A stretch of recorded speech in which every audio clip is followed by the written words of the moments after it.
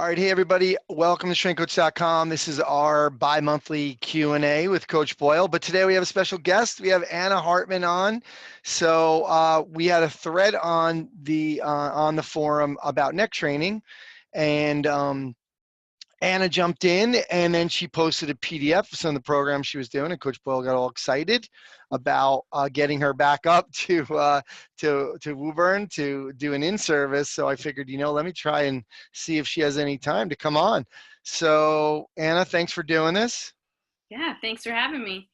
All right. Well, Coach, do you have any questions right away with this? Or do you just want Anna to talk about her program, or what did you want her to talk about? If I was starting sort of the first question would be that there looked like there was a deep neck flexor one where you talked about being on an incline bench. I'm trying to actually slide through this. I read through the PDF quickly, and it was sort of lying on the incline, on bench in an incline position, nod chin and slightly lift head from the bench, hold for 5 breaths. Mm-hmm. So, and obviously DNF would be deep neck flexors, I'm assuming. Yep, that you are correct with that. And so I guess my first question is it as simple as that in terms of, okay, I'm lying on the incline bench, basically nose on the incline. Does the angle matter? Am I better off at 30 than 45? That would be one of the things I'd want to know. Okay. Go ahead. You want me to answer now? Yeah, just go. Okay. It depends on the person and the strength of their deep neck flexors. So the closer to flat, it's the harder it's going to be. Okay. So the closer to upright, the easier. So 90 degrees should be the easiest, and then as you get stronger, you can decline the bench. And I know this is one of the ones, and it's great because I was thinking right when this thread started, people were talking about different things to do, and people always recommend deep neck flexor strengthening. Right. But I don't think it's an easy thing to do. I feel like I always do it wrong because I guess I view it as more sort of axial extension. You know what I mean? In terms of trying to straighten that cervical curve. Is that correct or incorrect? It's correct in terms of what you're doing is really common. And I think part of it, but it's also not correct in terms of you can work on some of the deep neck flexion without so much cervical retraction too, if that makes sense.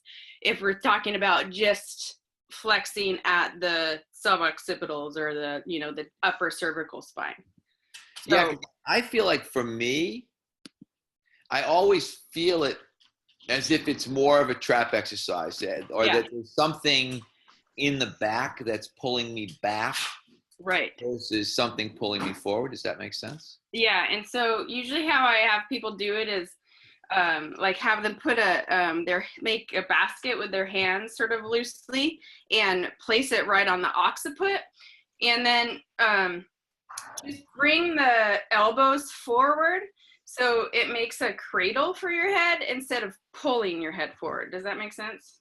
Yes. I'm actually doing that sitting on the couch right now, and that does make it seem. So like even without moving your head though, like by just bringing your elbows forward, it sort of like supports your head, feeling like, okay, I'm not pulling my head with my hands, but I'm sort of giving it a cradle to be in.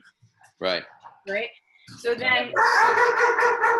Because again, sorry, my dogs are going crazy here, but So apologize. Then once I have that position, then I just actually let the hands pull up on the occiput a little bit. Yeah, and I think because Dan Babayan had talked about that kind of in his little part of the post, and the fact that I think it's Charlie. I think somebody made a pretty good analogy about kind of cervical spine and lumbar spine being similar in that you need to kind of be able to figure out how to use those deep neck flexors. But I feel like it's easier for me to figure out kind of abdominal bracing than it is for me to figure out how to get that deep neck flexion thing. Right. I think part of it too is because that's why, like, part of the program, I start with a lot of thoracic stuff and some scapular mobility stuff too, because I think there's a lot to free up before you add on the strengthening. And the cervical retraction piece that you do is important, but and neck flexion goes with it, but it's actually more, that cervical retraction is more splenius capitis, which is going to actually go all the way down to T4, I think it connects. And so that's actually what I do to start working on that thoracic extension. But you need to understand how to nod your head when you do it, because if you go back into if you go back into that cervical retraction with upper cervical extension, you miss some of the extension. Right. Or,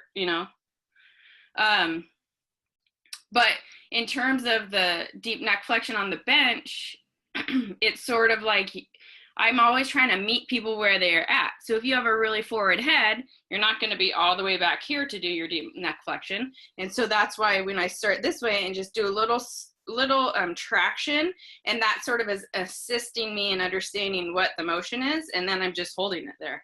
And I also usually cue the eyes, so looking toward your nose. Mm-hmm. So the motion that happens with looking toward your nose, and then hold it there. And you can let go. That's a really, looking towards your nose is a really good cue. Yeah. So, I mean, and that goes back to that post on the forum last night too, that I added to with the eye movements is when you think about, well, anytime I'm moving the spine, whether it's from the tail up or the head down, is I want to move segmentally. And so I have to start at the suboccipital muscles, and they are related to eye movement. So if I cue with eyes to the nose, that's when I get the C1 or CO, C1, C2 movement. And so now I've got those posterior flexors and then the anterior flexors. And then if I want to add more to it, I can come into flexion. But most people have a hard time just with that initial. Okay. Because we're so tight up there from being in that forward head position, right? Because that forward head position also comes with a little bit of upper cervical extension. Yeah, as I said, I think this is one of the toughest. That's why I was so excited when I saw this, because I think this is one of the toughest things to do. And we've got more and more people. Sorry, Ann, I feel like I've become the interviewer. I apologize here. This is great. I love it. No. Are you kidding me? But whenever people start talking about working sort of on somebody's neck, I get nervous because they want to do this. Okay, how about, put a head strap on and work on extension and work on lateral flexion and do isos, and I'm like, no, that's not it. Right. And I saw this and I'm like, oh, this is it, but this is a lot. This is like, you it is, and it's like you got to start simple, and so it kind of like it came up with my football player of he's a lineman in the NFL, and he's in his career now, he understands that maybe he wasn't doing things so smart, and he was like, okay, let's break it down. What do I need to do in order to do it correctly? And it's like, you can get back to those traditional exercises. They're just so far advanced that we need to back up quite a bit first. Right. And so much the same stuff we talk about. It's just teaching compensation. We're just teaching somebody how to get better at doing something wrong, as opposed to do what they need to do right.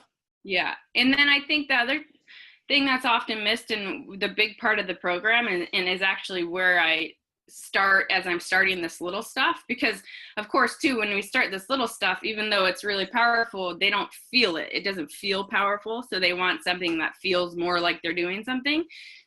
So adding in the scapular work, I think is really important. And that actually strengthens the neck by taking off the added strain to the neck, if that makes sense. So improving that shoulder depression, doing a lot of upward rotation stuff, it is helpful to the neck strength as well. And all then right, so define let's go to that shoulder depression, upward rotation stuff. Like, what are we? Yeah. So, I mean, simply when I look at somebody from the front, you can look from the front or the back, but if they're SC joint and their AC joint, normal would be AC joint 1.5 inches above SC joint. So about 15 degrees of elevation. And so if you're flat or below flat, that's a downwardly rotated or depressed shoulder. It can be both, or it can be one or the other. You can confirm on the back side of the body, the angle of the vertebral border, if they're just depressed or have downward rotation with it. And so what happens is if you're downwardly rotated or depressed, your upper trap is constantly in a lengthened position, so it gets strained. So it's not strong, so it's not participating in the neck stability, and it's not participating in a forced coupling of the upper extremity to move the arm as well. And then also just the weight of the arm ends up pulling on the neck. I always give the example is if you look at my head, neck, and shoulders as like a wire hanger. So my head and neck is the head and neck of the hanger, and then my shoulders are the triangle part. If I put a really heavy sweater on that wire hanger, the corners of the hanger start to sag, and as the corners of the hanger sag, the neck starts to straighten out and lengthen, right? You lose the curve of your neck. So, and that just looks like a lot of tension on the neck of the hanger, and that's the same thing that happens in our body. As you put a ton of downward rotation, depression on your shoulders or weight in your arms and pull down, whether it's with just doing a ton of lat work or pull down work without opposing overhead pressing, or whether it's you're a woman and you have oversized breasts and you wear your bra strap on the tip of your shoulders, or if you have a heavy bag that you constantly have on the tip of your shoulder, right? All of that just adds tension to your neck. And you can even feel it as you depress too much, like you start feeling a lot of strain in your neck. So that's one of the first things that I address on people is getting the mobility of the shoulder blade back in order to upwardly rotate, and then teaching upward rotation. And so how would you teach upward rotation? Simply an overhead pressing motion. So I'll do it either, you can make it like super simple with like wall slides, or you can do it like a half kneeling overhead press. You can do it with the landmine press. Sometimes I do it just as part of the lat pull down and emphasize the assistance on the eccentric motion, and I want them letting their shoulder blade coming around and up on their rib cage. It's sort of, again, it's always, the answer is always it depends, right? Because it depends on the person. And don't be going all Daryl on me right now. I know. I'm like, it always depends. Is that where I get it from? That must be who I get it from. That is absolutely who you get it from. He used to drive me. I love him.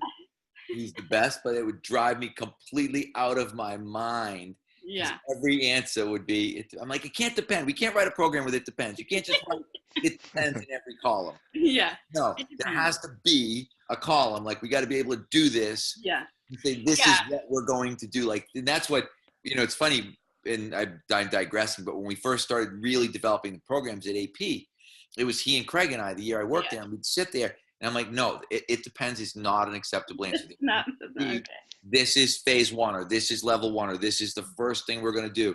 Not, we might do, and you remember Dan Burns one time, he said, it's like working in an artist colony. Yes.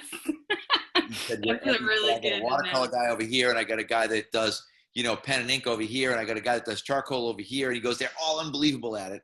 He said, but our job is to corral all of the it depends into and that's what we're always trying to do. Like the MBSC thing is always like, okay, this is the baseline. Right. Here's where we're going to start. And then here's where we're going to go. So that's why I'll be like trying to pin you down all the time. Yeah. Because you're taking care of like, or, a smaller number of people. Like we're trying to look at this and think, okay. Yeah. I live in it depends because I have one person in front of me. I need to teach that upward rotation idea. Okay. Is a floor slide as good as a wall slide? Because we will tend to floor slide because we have more floor than wall. Right. Well, when I say wall slide, I mean facing the wall slide. Oh, okay. The floor and the wall slide brings up a huge thing. I'm not a big, well, this is funny because it's like, yeah, we used to teach it all the time, and it's like this was a bread and butter. I don't do anything against the wall anymore, posterior or on the floor anymore, because I'm trying to get people to embrace the curves of their spine, not flatten things out. And I feel like the wall and the floor, people get too connected to. You have to flatten things out, and depending on the shape of your adipose tissue and your muscular tissue, it might be even more of flattening out your spine to get there than others, right? Like if you have a butt, it's really hard to do any pushing yourself against the wall and making your spine touch it. And so then that means if I'm doing any overhead motion, I'm like in a very flat back position. I'm not allowing a curve of my thoracic spine, and the curve of your ribs and your thoracic spine is needed to maintain the stability of your shoulder blade in an upwardly rotated position. They have to constantly be hugging. So if I am flattening it out or jutting it too forward, I instantly destabilize my scapula, and then it makes it harder to upwardly rotate. Okay. So you'd be talking more of sort of more of like the Sarman type, or straight up like a Sarman, like which one? If I'm doing the wall slides, I mean like in a, if I can sort of be Don't knock your picture down. Like this. Yeah. You know what I mean? Yeah. And I do it in like a almost kind of like a scapular plane, probably, like this position. And what I'm cueing is I tell them like pretend the shoulder blade and the arm, like pretend you're playing bumper cars, and the shoulder blade is the bumps the arm up and forward. So it's, instead of cueing through the elbow, I'm cueing the shoulder blade going in a like a J stroke around the shoulder blade, coming apart and then lifting up. Okay, so it would be more straight than V generally. Yeah, generally. More H than Y. Probably more towards Okay. more towards straight. The bad part, I'm gonna have to replay this for myself, Anthony. That's the bad part, because I can't talk and think and take notes all at the same time. But hopefully, actually, Anna, can you just give for everybody else like just a quick overview? Can we change the screen? Actually, do you have it up on your computer? I can, let me. And then you go to share screen, and it should come up with a box that shows you that.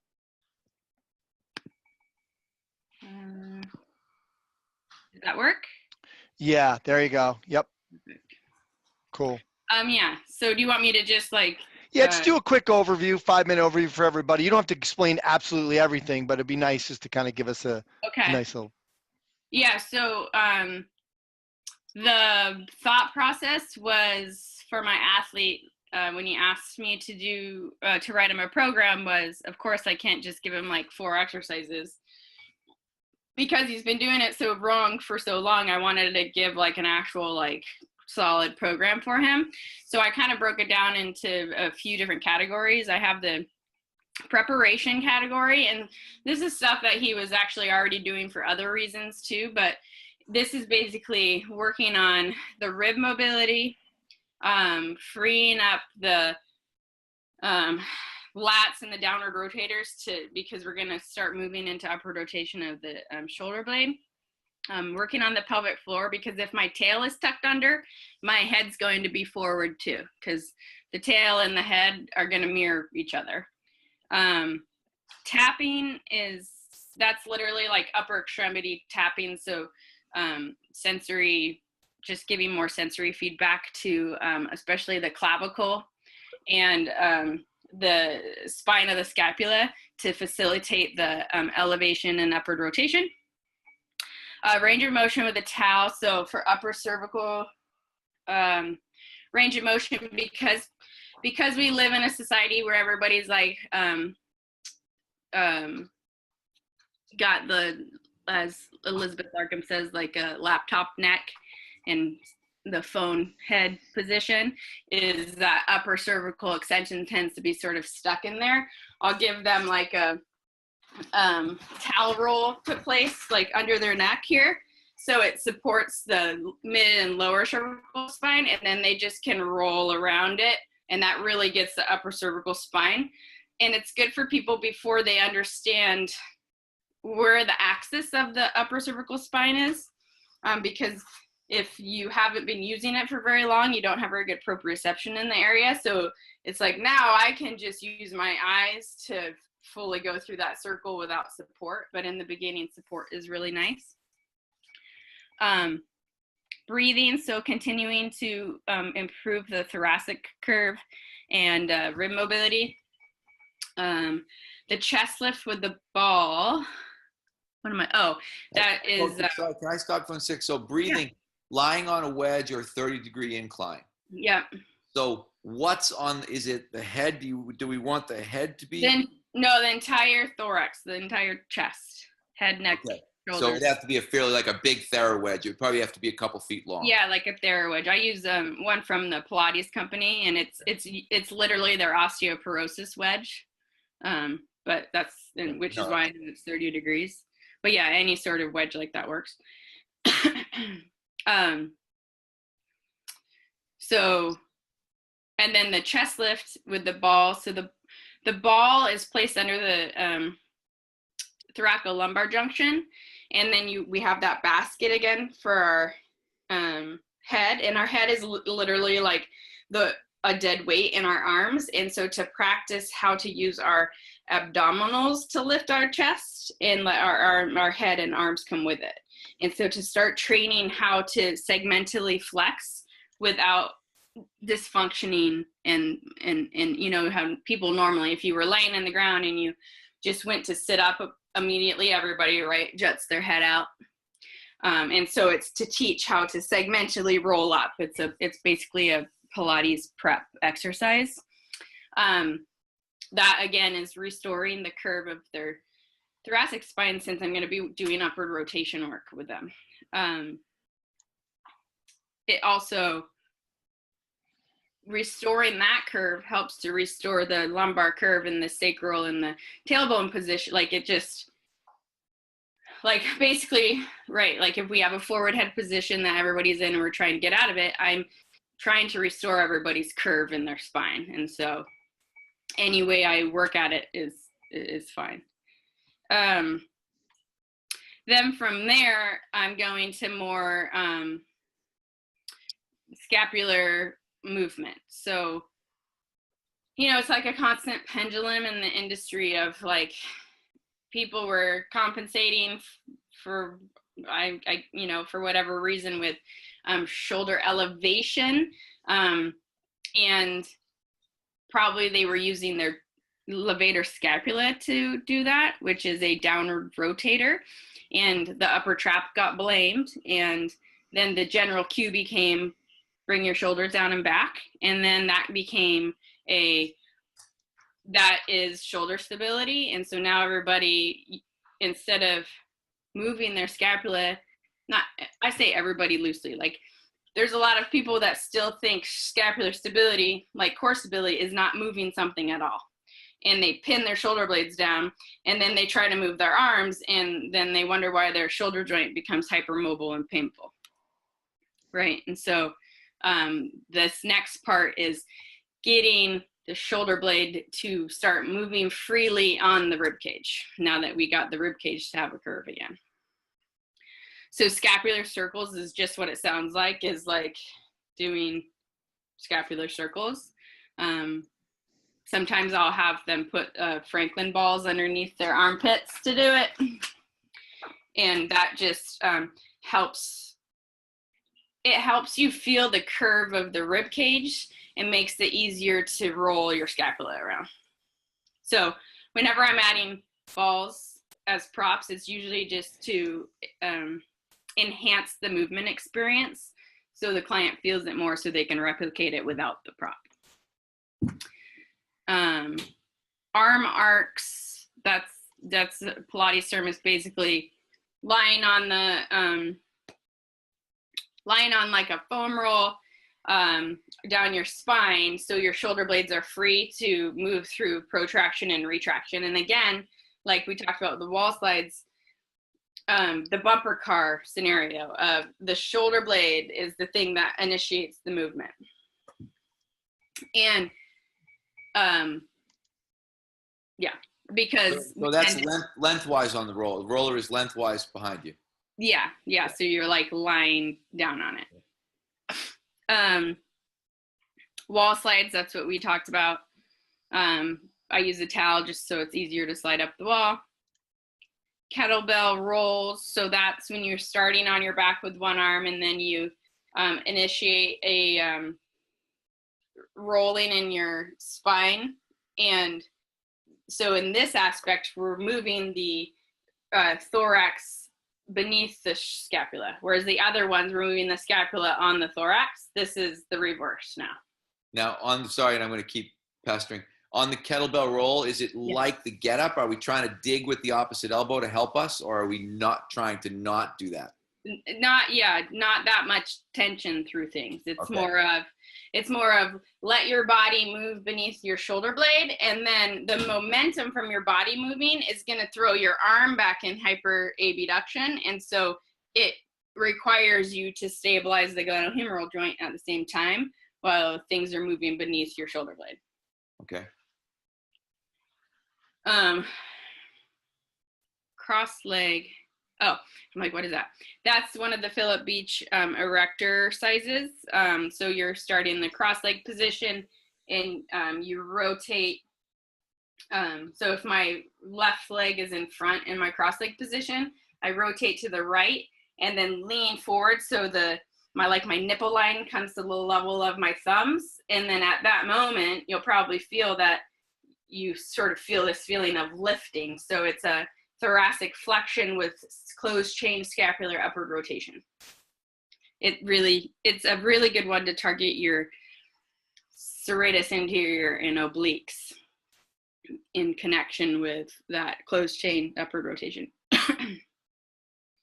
That's one. We need a video of that one. Yeah, I have a video I can share of it actually. That would be awesome if you could send it, because I'm like, okay, that one I didn't get. Yeah. That one, I love that one. And actually that's, if I were to say, going back to your question, if I were to take it, if I were not allowed to say it depends, that's probably right now where my go-to for starting people to teach them upward rotation. Okay. And then, so that's the beginning of the shoulder scapular work. Well, let me preface this with, I'm prefacing this with too, these were like, I could make, as you probably can, you have a million exercises in your head that you could pull from. Like I could do a million more in each of these categories. These are just for the equipment that he has available and for the ease of picking something that he could do without me there. That was some of these.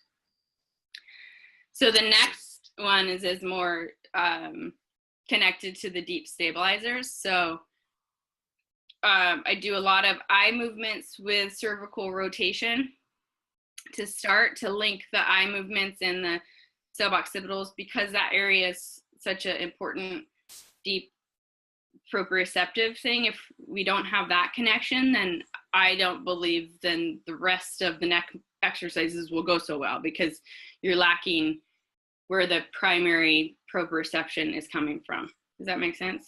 Mm-hmm. So just kind of like with the rock mats, like anytime I'm going to do some work to the body, I now try to incorporate sensory information at the sensory organ nearest by. So in the neck, it would be your eyes. Or you can do it with hearing, like you can pick any of your sensory organs, but eyes obviously are the most connected to the neck. And then the deep neck flexion on the bench, that one, lateral holds. So so this is a Philip Beach one too. That is to work on the lateral helical field. So then, not helical, sorry, the lateral contractile field. And really from the top to the bottom. So integrating the entire lateral field. And it actually has a lot to do with the dorsiflexed foot position. And then the helical field, that is a stretch, which I can't remember if I've showed it any of the labs. It's the Da Vinci stretch. It's basically a rolling pattern. So same scenario of I'm trying to incorporate the whole body into the connection of the neck movement first. Going to the fact that it's more of like this whole, I guess if I were to think about it, all of those, what they have in common is working on the sensory organ around the neck, which is going to be the actual eyes and then the fascia.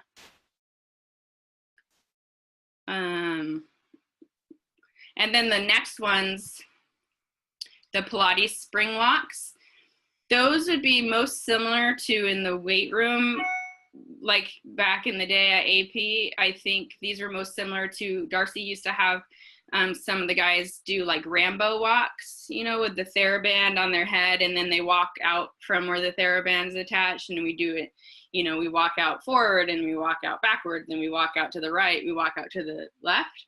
Yep. So it's like that, but the spring makes it a little bit different, unique resistance. It's almost like, think of doing the Rambo walks with the body blade a little bit. Like there's a little bit of oscillation that you have to control. Okay. And then the nice thing is the way the spring hooks to the strap on the head is you can move the attachment from being at any angle you want. So there's an endless possibility of vectors and directions that you can do. Which, when we're talking about fascial fitness, that is like one of the things that you have to, not you have to, but recommended to really train well, is to do as many vectors as possible. And then also I'm trying to replicate a little bit, not to like be like functional training, but trying to replicate all the various positions that he might get his head pulled or hit in the game. And he had a very specific direction that he felt that he was very weak in. And so he really liked these because he felt like he could really focus on those positions of kind of torsion and rotation that he wasn't getting with the traditional neck strengthening exercises. So those, even though they're similar to the Rambo walks, and the interesting thing, just because I always talk about how Joseph Pilates was so ahead of his time, is this used to be one of like the standard things in his Pilates work back in the early 1900s, is these cervical strengthening exercises. And then the last part is like your general strengthening exercises, all based around improving scapular upward rotation and upper trap function, just restoring the general length tension relationships of the upper extremity to the thorax and the head. And basically various different positions to challenge those, you know, different activation patterns, if you will, I guess. So, you know, you've got your overhead pressing and shrugs and overhead press walking, like farmer's walk type stuff, and the TRX work. So you have the traditional TRX stuff, and then I have the single arm row with rotation. So that's sort of like the kettlebell roll we did earlier, but a progressed version of it, moving the body beneath this shoulder blade, as opposed to shoulder blade on the body. So it was also to highlight to him that there's a lot of stuff you're probably already doing in your strength program that you're not realizing can help your neck if you're doing it right. If you're moving your shoulder blades and maintaining your thoracic curve, for, you know, understanding where your body is supposed to be in space throughout the movement, basically. All right. If you could get us a couple of videos of those tougher ones that we could throw up, that would be cool. And then we've got to really publicize this so people take the time to read it. I may actually show this when you send me the link at the next staff meeting I have, because this was So good. Cool. And we posted it on, we did post it on the site as well. So, cool. Anna, thank you so much for doing that. And, You're welcome. and thanks for contributing to, some of the threads yesterday. And obviously this between the stretching and the eyes and this, I think it all kind of, the neck training all went together. Yeah, it really did. Oh, you're awesome. I just have to tell you, like, you're one of those people that excites me every day. Like, I love somebody that I can like get excited about learning from. And Well, thank you. I you're appreciate definitely it. one of those people. Appreciate it. Cool. Coach, we have a question from Matt Grimm. Okay. And Matt, I'm actually going to unmute you. Apparently I'm not going to unmute him. It's not letting me do it. Anyway, it said he saw one of his strength coaches at the men's basketball players. Again, your thoughts on barbell rear foot elevated squats. I do not like barbell rear foot elevated squats. My problem with that is when it goes bad, it's going to go very, very bad in terms of you've got that back leg up behind you, which means I always think when you dump a squat, it's bad. You know what I mean? If you flip the bar off your back, it never is really good to begin with. But if you had to dump a bar in a rear foot elevated squat, if you dump it, you're going to hit yourself in the leg, and that's not going to be good. If you do, and I've told this story a bunch of times, in the Murphy's Law category, we did have a guy at BU when we used to do him this way, who got stuck, and his reaction was to take his hands off the bar and grab the rack. So he was stuck in the rack with 280 pounds on his neck, and it was literally balancing, if you can imagine this seesaw that's sitting on his traps, and his hands are on the safety rails of the squat rack, and he's trying to figure out how do I get out of this now? To which, I was screaming, like, please, somebody take the bar. All I could envision was the bar dropping and chopping all his fingers off. That was the only thing that I saw in my mind, was one of my guys' fingers laying all over the floor because he was, clinging to the sides of the rack and dropped the bar off on his own hand. So after that day, I said, never again. I'm not going to put somebody in that situation, because there's no real way out. There actually is a very logical, which just go through the bottom and let it catch on the safety rails if you've got them in the right spot. But sometimes, as I've said, guys will it's Murphy's Law. If you think about the dumbest possible thing that could possibly happen, a guy in the weight room will tend to do that. And that's pretty scary. Cool, Coach. Let's just finish up with what we were talking about on the Strength Coach podcast. And since Anna's here, she can chime in too.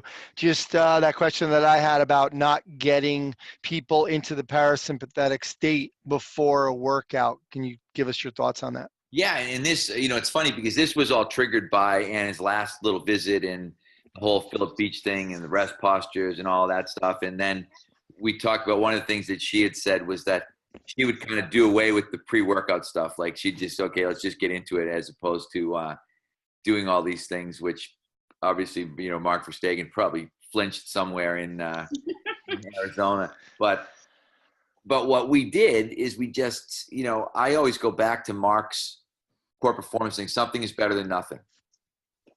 So I'd rather get those postures in, and we ended up making this sort of flow warm up where we put all the stuff together and put it all in and said, okay, we're getting it in. And maybe we are encouraging some parasympathetic shift to start the workout. But as I said, if we look at it in a different way, that most of our adult clients are probably coming in and they're stressed and they're thinking about work. And, if we had that little bit of a shift before the workout and then we warmed them up properly, I don't think that would be an all bad thing. And the bigger picture part of it is that we would still get them used to accessing these postures, which they'd never done before. So I guess I could look at it and think there's some positive, although, as I said to you, if I wanted to redesign the assembly line, I'd have to it's like putting another card on the train at the end. Like, okay, now there's going to be 15 minutes at the end that involves going through a lot of this kind of stuff to encourage that parasympathetic shift. And I just, as I said to you, I don't know if from a business standpoint, we could do it. I don't think we could pull it off. Anna, could we get away with, like, even how long does that take? Could we say, okay, I want you to get down and do a couple postures for 2 minutes. Are we wasting our time? We have to go to 5 or 10 or 15, or can we do a 2-minute kind of resting posture little routine and kind of get something out of it? Like at the beginning, you're saying how long does it take for them No, to? at the end, At the end. because that's what Mike was talking about. He'd have to add this big card at the end. Right. The fascial science supports that it takes about, that when you're in a certain posture, it's like 19 minutes before your body starts to sort of 3D print that position, right? So the point of putting those rest postures at the end of the workout is because if, let's say to take that 19 minutes, whether it's correct or not, right? So if you have 20 minutes, your body's super moldable, would you want them sitting in their car for that 20 minutes and molding in the shape of their car seat? Or would you want them in a position that you're trying to, that could be one that you're trying to improve range of motion in, whether it's a cross leg or cycling through all of those? Does that make sense? Sure.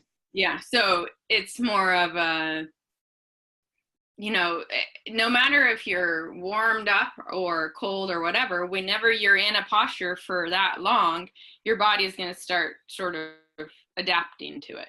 And so it's just when you are warm, it's just easier to get into some of those postures. And so his whole thought process was, all right, if we're going to mold to a certain posture, mold, I say that, loosely, obviously it's not actually happening, but like if we're going to change the connective tissue to be available in a different position, like we should do it in one that you're trying to increase your mobility, not just maintain what you already have. All right. Yeah. Good stuff. All right. Well, that's going to wrap it up, I guess. Coach, you got anything else? You good? No, that was awesome. That far exceeded my expectation for today. So. All right. Once again, Anna, thanks so much for doing this, especially on short notice. And thanks again for all the contributions on the site. And obviously the conversation continues. So thank you so much, Coach. Thanks for doing this. Matt, thank you guys for coming on.